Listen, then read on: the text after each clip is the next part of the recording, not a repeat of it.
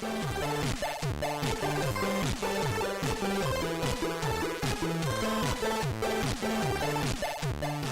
welcome everybody to AlecNav.com, where we're going through the best games of 2015, and we're here with the best PS4 exclusive game that came out this year.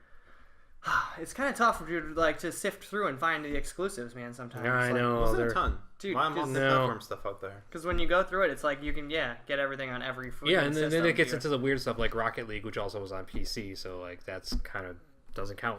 Yeah, so we try and break it down for you guys on like what can you only get on a PS4, what can you get on a PC only. And one game that came out this year, Bloodborne, came out earlier this year, only on the PlayStation 4. You can't get it anywhere else. And it was an awesome game, and like I'm a huge fan of that series. And again, it's like one of those games that it kind of I feel like it hit mainstream this year, and I don't think a lot of people bought into it because it is like a really particular like kind of genre. They really took the Dark Souls angle and tried to make like a mainstream version of it with this, and I just think it sold well, but I think it was kind of a whiff because these two mainstream guys both were like, what the fuck is this? Yeah, I liked it a lot. Me and Amy played the shit out of that game. After I saw how long that first load screen took, after I died. Yeah, that was actually the one thing that killed me was loading. I forgot about that. I hated dying and waiting for 5 minutes. And that was a game that punished you. Like, you died a lot. And if you didn't die, then you were doing good. But if you died a lot, dude, you were sitting through like 10 minutes of loading screens, man. My first memory of that game was watching you and Amy stream it online and you just diving through barrels. Trying not to die, dude. There was a lot of guys. And I was just like, so it's like a barrel smashing simulator. This is great. And you know what? That's what you did for the next 45 minutes. It's a very punishing game, and you like it rewards repetition.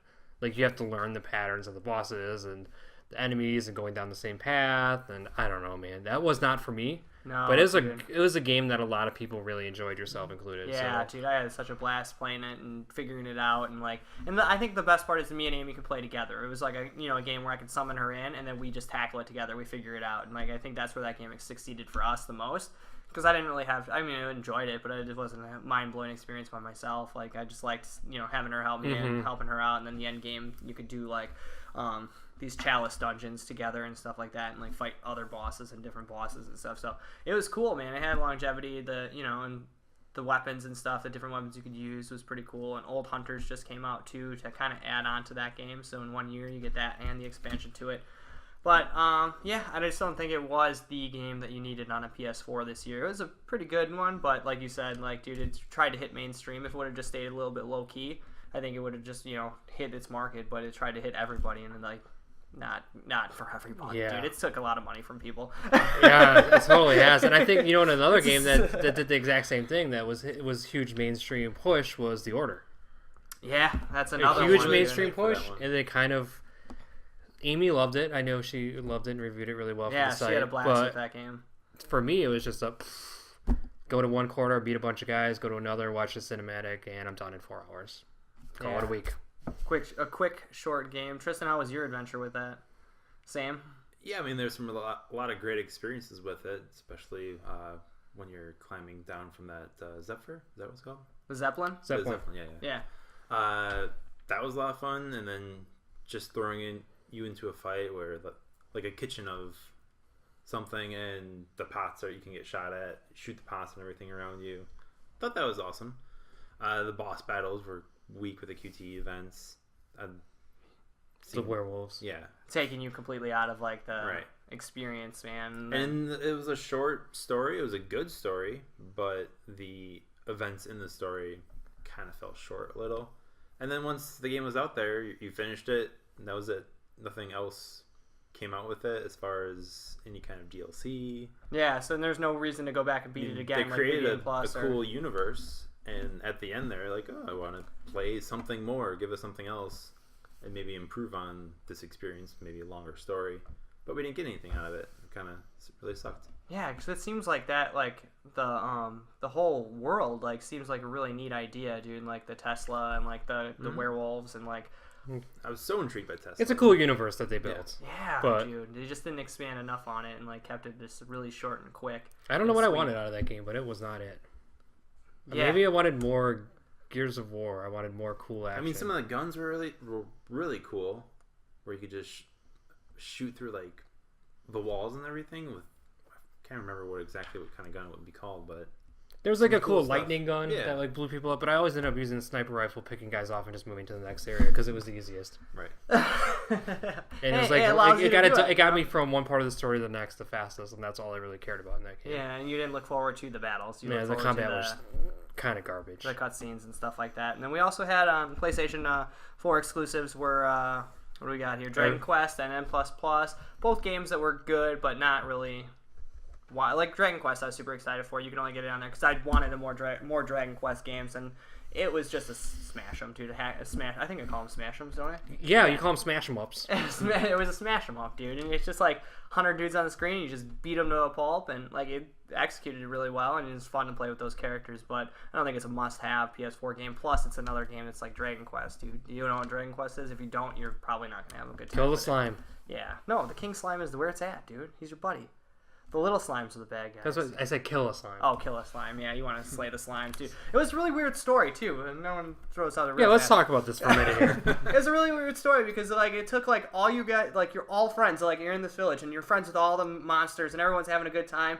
And you're in this thing and you're trading with the skeleton. And all of a sudden this creature comes over and turns all the monsters bad. So the story of the game is you have to kill all these monsters.